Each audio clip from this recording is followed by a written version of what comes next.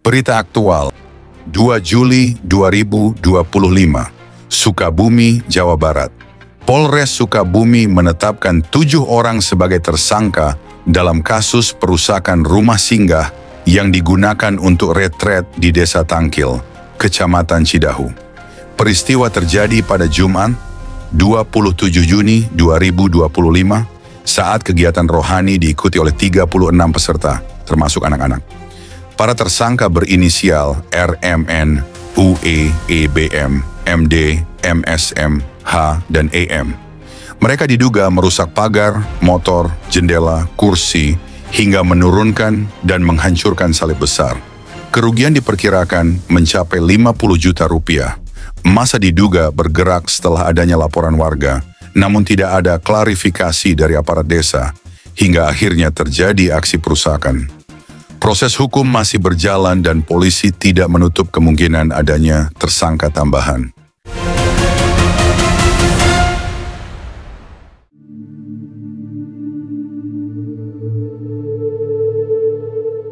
Shalom saudara-saudari terkasih dalam Kristus. Ketika satu tempat kudus, satu titik doa, satu ruang ibadah dihancurkan oleh tangan manusia, bukan oleh gempa bumi, bukan oleh badai, tetapi oleh mereka yang hidup, yang bernapas, yang mengaku beragama. Ada puluhan orang yang datang, yang berteriak, yang merobek, yang menjatuhkan salib. Namun hanya 7 yang ditetapkan sebagai tersangka. 7 dari sekian banyak tangan yang menjamah tempat suci itu. Tapi Tuhan tidak buta. Ia melihat semua tangan. Bahkan tangan yang cuma diam di kerumunan tapi setuju dalam hati. Bahkan mulut yang hanya tertawa saat salib dilempar. Mereka mungkin lolos dari hukum manusia, tapi mereka tidak akan pernah lolos dari sidang surga. Di bumi hanya 7 nama yang masuk berita, tapi di surga, setiap wajah yang ikut berdiri di sana, setiap kaki yang menginjak tanah retret itu, setiap suara yang ikut mencemooh, semua sudah tercatat. Jangan tertipu oleh diamnya langit hari ini, sebab Tuhan tidak sedang tidur. Ia sedang mengumpulkan kesaksian langit dan bumi. Dan waktunya akan datang seperti pencuri di malam hari. Lalu orang bertanya, agama siapa yang merusak itu? Apakah Islam? Apakah ada juga orang Kristen di antara mereka? Pertanyaannya bukan hanya itu. Pertanyaannya adalah, siapa saja yang mengkhianati kekudusan? Siapa saja yang membiarkan kekerasan terjadi atas nama keyakinan? Dan jika ada yang mengaku mengenal Tuhan tapi bersorak saat salib dihancurkan, maka agama tidak menyelamatkan siapapun. Yang menyelamatkan adalah ketaatan kepada kebenaran. Banyak yang berkata, aku hanya ikut-ikutan. Aku tidak ikut melempar, hanya melihat. Tapi renungkan ini. Pontius Pilatus juga tidak memakukan Yesus. Dia hanya mencuci tangan. Dan sampai hari ini, namanya masih tercatat sebagai salah satu pengkhianat salib. Salib tidak butuh dibela dengan senjata. Tapi siapa yang menghina salib, berarti sedang menginjak-injak kasih yang paling suci yang pernah diberikan manusia. Saudara-saudari, apa yang dirusak di Sukabumi bukan hanya bangunan, tapi penghormatan atas darah Yesus. Dan itu bukan sekadar vandalisme, itu penolakan terang, penolakan Injil, penolakan Tuhan. Mengapa badai datang pada hari itu? Mengapa angin kencang dan hujan lebat menyertai kekacauan itu? Karena alam pun menjerit, langit pun marah. Karena tempat yang seharusnya menjadi tempat pertemuan dengan Tuhan, dilecehkan oleh tangan-tangan yang mengaku mengenal kebenaran. Ingat ini baik-baik, di hadapan Tuhan tidak ada istilah ikut-ikutan. Tidak ada istilah cuma lewat. Semua akan diadili berdasarkan hati dan pilihan. Sebab waktunya akan datang dan Dia akan membalas setiap orang menurut perbuatannya. Roma 2 ayat 6. Puluhan orang mungkin tertawa hari ini karena hanya 7 yang ditangkap. Tapi puluhan itu akan menangis saat Tuhan berkata, "Aku melihatmu, aku mendengarmu, aku tahu hatimu." Untuk saudara-saudari seiman, jangan takut. Tuhan melihat air mata umatnya. Tuhan tidak pernah diam ketika salib dihina. Kita tidak akan membalas dengan kekerasan, tapi kita akan membalas dengan kesetiaan, dengan tetap percaya bahwa satu hari nanti semua kejahatan akan dibongkar, semua penghinaan akan dibalas oleh tangan Tuhan sendiri. Hari itu mereka menertawakan salib, tapi satu hari nanti mereka akan berdiri di hadapan salib itu, bukan sebagai penghina, tapi sebagai terdakwa. Ingat ini, Tuhan bisa diam hari ini, tapi murkanya tidak akan dibungkam selamanya.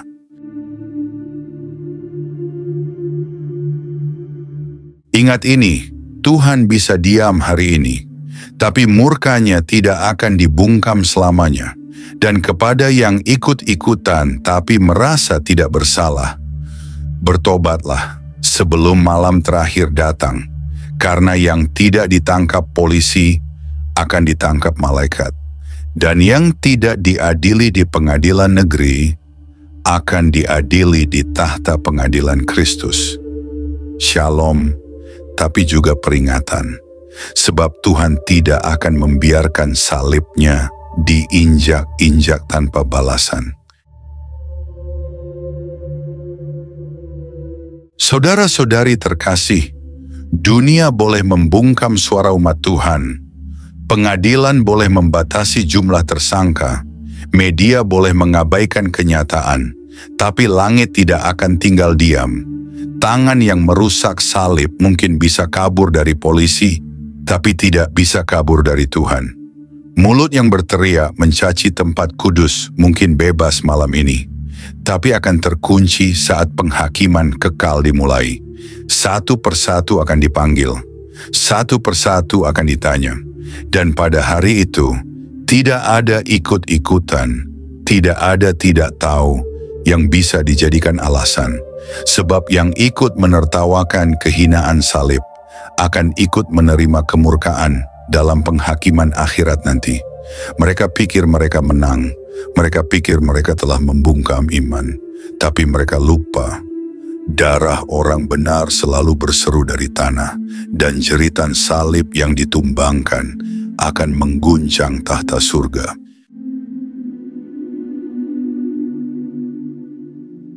Dan kepada semua yang berkata, "Itu hanya kayu, itu hanya villa," Tuhan menjawab, "Bukan bangunannya yang engkau rusak, tapi lambang kasih-Ku. Bukan tiangnya yang kau jatuhkan, tapi nama-Ku yang kau hina." Dengar baik-baik, Tuhan tidak membutuhkan tentara manusia untuk membalas. Tapi ketika Ia turun tangan sendiri, bumi akan terbelah, gunung akan berguncang, dan mulut para penghujat akan membisu selamanya. Jangan pernah pikir Tuhan itu lemah, Ia hanya panjang sabar.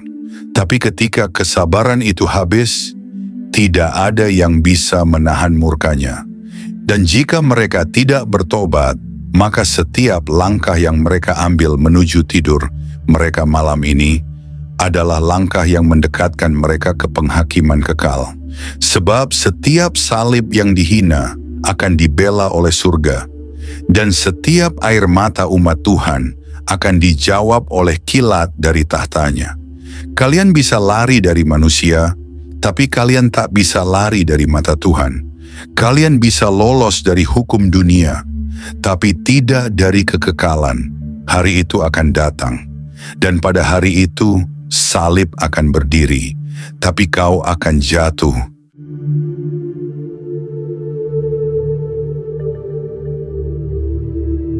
Shalom saudara-saudari terkasih.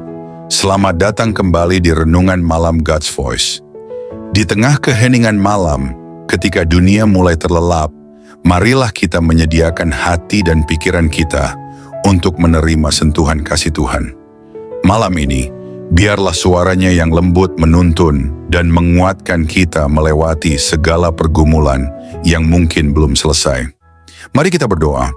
Bapa di surga, terima kasih untuk anugerah-Mu yang tak pernah berhenti menyertai kami sepanjang hari ini. Kini, saat malam tiba, kami datang untuk berdiam di hadapan-Mu. Tuhan, sucikan hati kami, dan biarlah Roh Kudus-Mu hadir, serta berbicara lewat setiap firman yang kami renungkan malam ini. Tolong kami untuk memahami kebenaran-Mu, menerima teguran-Mu, dan dikuatkan oleh kasih-Mu. Kami serahkan waktu ini ke dalam tangan-Mu sepenuhnya. Dalam nama Tuhan Yesus Kristus, kami berdoa. Amin.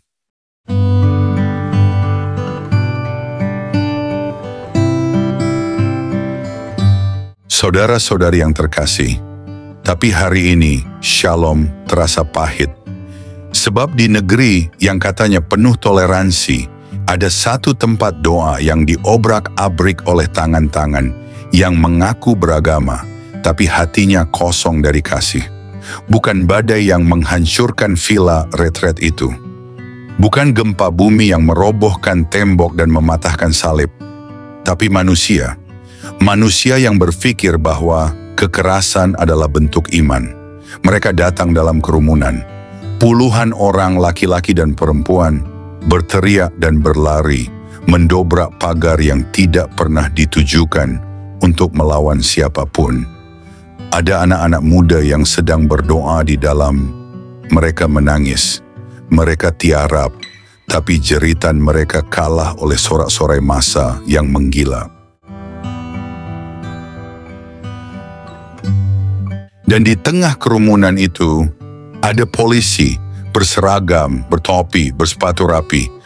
Mereka melihat semuanya, mereka berdiri, tapi mereka tidak bergerak, tidak menghentikan, tidak melindungi, tidak membela. Mereka hanya diam, membisu, menjadi saksi bisu. Ketika rumah doa dihancurkan oleh orang-orang yang haus akan kebencian. Di dunia yang berseragam kadang tidak berpihak pada yang benar. Tapi jangan salah, surga punya mata lebih tajam dari kamera manapun. Dan malaikat mencatat, bukan hanya tangan yang melempar batu, tetapi juga kaki yang memilih berdiri diam ketika kebenaran diinjak.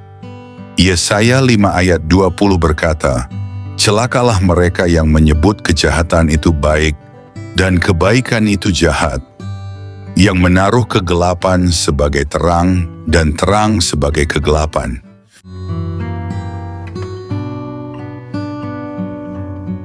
Darah tidak tumpah, tapi iman dilukai. Tidak ada mayat, tapi kehormatan salib diinjak-injak. Dan yang paling mengerikan bukan hanya perusakan, tapi ketika umat Tuhan melihatnya dan mulai bertanya dalam hati, Tuhan, di mana Engkau? Mengapa Engkau diam? Saudara, dengarkan ini baik-baik. Tuhan tidak diam. Ia sedang menunggu waktu penghakiman, bukan untuk membalas dengan tangan manusia, tetapi untuk membalas dengan tangan kekekalan.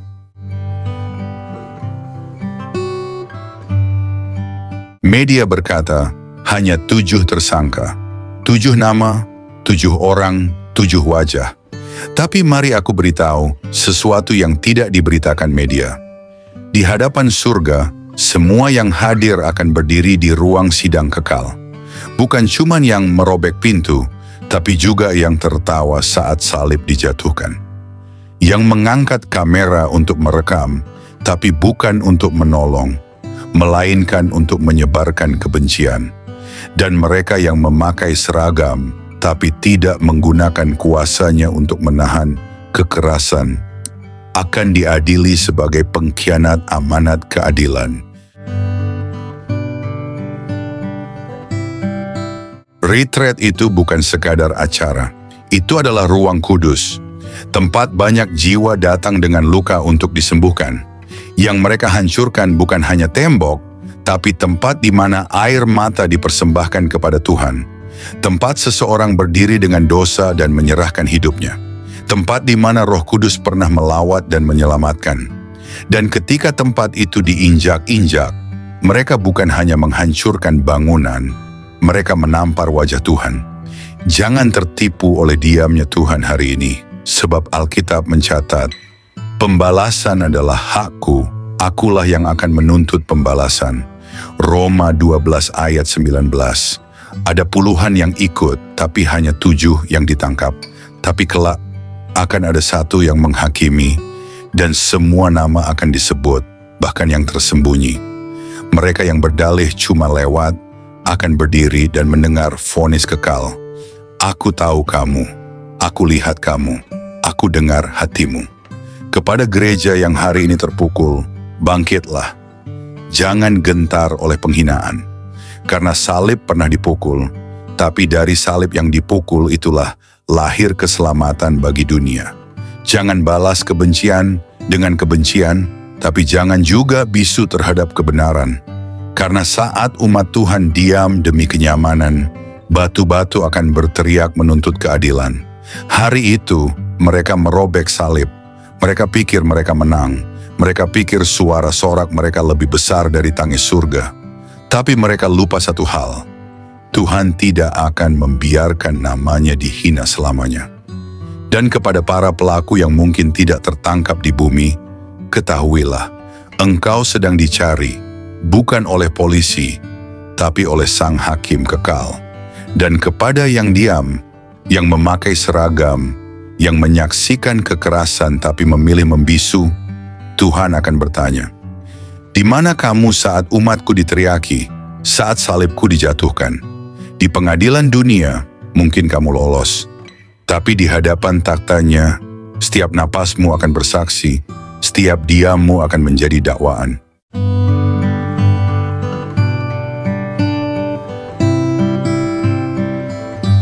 Mari kita berdoa. Bapa kami yang penuh kasih, di keheningan malam ini kami datang dengan hati yang penuh syukur.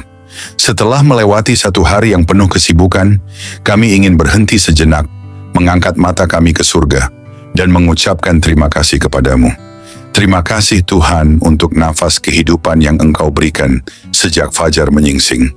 Terima kasih untuk setiap langkah yang dapat kami jalani, untuk setiap tugas yang dapat kami selesaikan, dan untuk setiap perjumpaan yang Kau izinkan terjadi hari ini.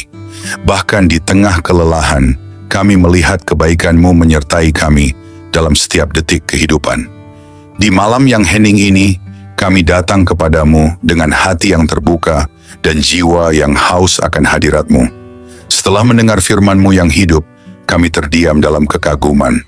Betapa besarnya kasih-Mu, betapa dalamnya belas kasihan-Mu yang tak berkesudahan. Tuhan, malam ini kami menyerahkan seluruh isi hati kami di hadapan tahta-Mu. Segala beban yang kami pikul, segala luka yang tersembunyi, setiap dosa yang begitu sering kami abaikan, kami letakkan semuanya di kaki-Mu.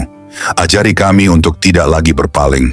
Ajari kami untuk mencintai-Mu dengan segenap hati, segenap jiwa, segenap akal budi kami. Tuhan, malam ini kami tidak ingin hanya menjadi pendengar. Biarlah firman-Mu mengakar dalam hidup kami, menembus kerasnya hati kami, membangkitkan jiwa kami yang lesu, dan membakar roh kami dengan api dari surga. Jika ada jalan dalam hidup kami yang bengkok, luruskanlah Tuhan. Jika ada bagian hati kami yang beku, cairkanlah dengan kasih-Mu. Jika ada keputusan yang salah, tuntunlah kami kembali ke jalan kebenaran. Ya Tuhan, dalam keheningan malam ini, kami rindu berpisik di hadapan-Mu. Ambillah seluruh hidup kami, bentuklah kami seturut gambar-Mu. Jadikan hidup kami alat bagi kemuliaan-Mu, bukan untuk ambisi kami sendiri. Ajari kami menghitung hari-hari kami, supaya kami beroleh hati yang bijaksana. Ajari kami untuk hidup dengan kesadaran bahwa waktu ini singkat dan kekekalan itu nyata. Tuhan, dalam gelapnya dunia ini, nyalakanlah terang-Mu dalam hidup kami. Jadikan kami pelita yang tidak padam, saksi yang tidak malu memberitakan nama-Mu. Ketika dunia menawarkan godaan, kuatkan hati kami untuk tetap setia. Ketika badai datang, peluklah kami dengan damai-Mu yang melampaui segala akal. Ketika tubuh ini lemah, jadilah kekuatan kami. Ketika jiwa ini letih, jadilah penghibur kami. Bapa, kami tahu tanpa Engkau, kami tidak mampu. Tanpa kasih-Mu, kami kosong. Tanpa Roh-Mu, kami kering dan mati. Oleh sebab itu malam ini kami berseru, jangan pernah tinggalkan kami Tuhan. Jangan biarkan kami berjalan setapak pun tanpa penyertaan-Mu. Sebab 1 hari di pelataran-Mu lebih baik daripada 1000 hari di tempat lain. Tuhan, mungkin ada banyak hal yang belum sempurna, banyak rencana yang belum tercapai, tetapi malam ini kami memilih untuk bersyukur. Karena kami tahu, tangan-Mu tetap bekerja, bahkan saat kami tidak melihatnya. Kami percaya segala sesuatu yang terjadi hari ini ada dalam kendali-Mu yang penuh kasih. Terima kasih untuk kekuatan saat kami merasa lemah. Terima kasih untuk penghiburan saat kami hampir menyerah. Terima kasih untuk damai-Mu yang melingkupi hati kami, bahkan di tengah kekacauan. Segala sesuatu yang kami alami hari ini, suka maupun duka, adalah bagian dari rencana-Mu yang indah. Ajari kami untuk melihat bahwa setiap momen dalam hidup kami adalah anugerah. Ajari kami untuk selalu ingat bahwa tanpa-Mu kami tidak bisa berbuat apa-apa. Bapa yang setia, ajari kami untuk tetap rendah hati, untuk tetap bergantung pada-Mu dalam segala hal. Ajari kami untuk tidak sombong atas keberhasilan dan tidak putus asa dalam kegagalan. Kini saat malam melingkupi kami, biarlah hadirat-Mu menjadi naungan kami.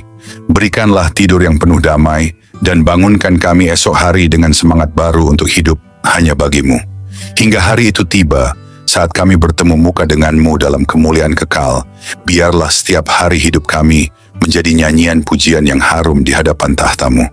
Dalam nama Yesus Kristus, Tuhan dan Juru Selamat kami yang hidup, kami menutup hari ini dengan penuh syukur dan pengharapan. Amin. Saudara-saudari terkasih, sebelum kita menutup hari ini, mari kita datang dengan kerendahan hati di hadapan Tuhan. Kita mengangkat suara, mengangkat hati, dan dengan penuh iman, kita berdoa sebagaimana Tuhan Yesus sendiri mengajarkan kita. Mari kita ucapkan bersama. Doa Bapa kami. Bapa kami yang di sorga, dikuduskanlah nama-Mu, datanglah kerajaan-Mu, jadilah kehendak-Mu di bumi, seperti di sorga. Berikanlah kami pada hari ini makanan kami yang secukupnya, dan ampunilah kami akan kesalahan kami, seperti kami juga mengampuni orang yang bersalah kepada kami. Dan janganlah membawa kami ke dalam pencobaan, tetapi lepaskanlah kami daripada yang jahat. Karena Engkaulah yang mempunyai kerajaan, dan kuasa, dan kemuliaan sampai selama-lamanya. Tuhan memberkati engkau dan melindungi engkau. Tuhan menyinari engkau dengan wajah-Nya, dan memberi engkau kasih karunia. Tuhan menghadapkan wajah-Nya kepadamu, dan memberi engkau damai sejahtera. Amin.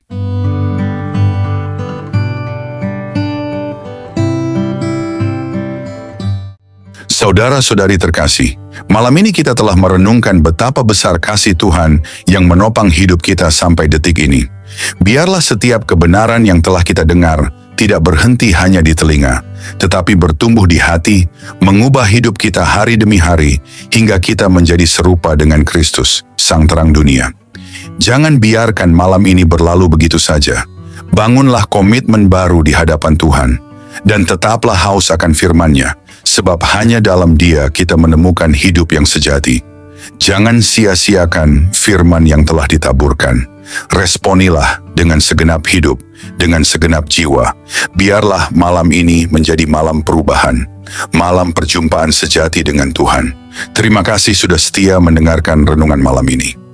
Jika renungan ini memberkati, jangan lupa untuk like, subscribe, dan bagikan kepada lebih banyak jiwa yang membutuhkan sentuhan kasih Tuhan. Karena melalui satu langkah kecil dari saudara, Tuhan dapat menjangkau ribuan jiwa yang haus akan keselamatan. Tuhan Yesus menyertai, memberkati, dan meneguhkan setiap langkah kita, sampai pada saat kita berjumpa muka dengannya. Mari kita bersama-sama menjadi alat untuk memperluas kerajaan-Nya di bumi. Tuhan Yesus memberkati dan selamat beristirahat di dalam damai sejahtera-Nya.